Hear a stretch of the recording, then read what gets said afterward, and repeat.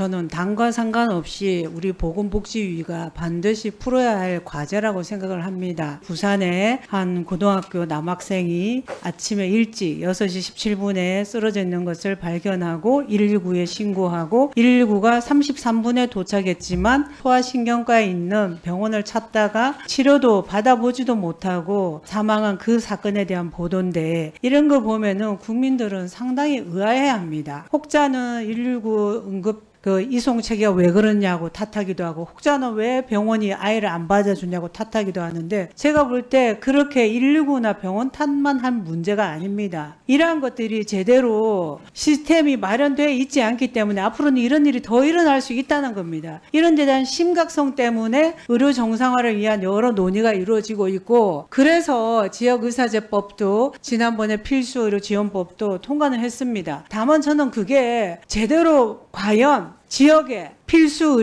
의료인이 지역에서 정주를 하면서 과연 근무를 할까? 그게 해법이 될까? 저는 장담을 못 하겠습니다. 그래서 이재명 정부는 누구보다도 21대 때부터 비판을 많이 해왔고 준비를 했기 때문에 그에 대한 그림을 그리고 구체적인 이행 계획은 뭔지, 어떻게 해서 정상화하겠다는 말씀을 하시고, 그에 따라서 공공의대는 어떻게, 그 다음에 지역의사 수는 어떤 식으로 선발하고 어느 정도의 범위, 이런 것들을 그림이 있어야죠. 그러고 나서 하나하나의 입법을 해야 되는데, 그런 도외시한 채 입법만 하고자 하니까 법안 심사하는데 몹시 애로사항이 크다는 겁니다. 이걸 덮어두고 법안을 통과해서 그러면 그게 해법이 될까요? 문제를 저는 더 키운다고 생각합니다. 그래서 국회도 문제를 푸는 의미 있는 입법기관의 역할을 하고 싶다고 제가 수차례 정부 안을 말씀하라고 하는데, 지금까지도 법안 소위 심사를 하지만 제대로 할 수 있습니까? 못해요. 국회의 문제가 아니라 정부가 제대로 보고를 안 해주고 준비가 안 됐기 때문에 못하는 겁니다. 다시 한번 요청드립니다.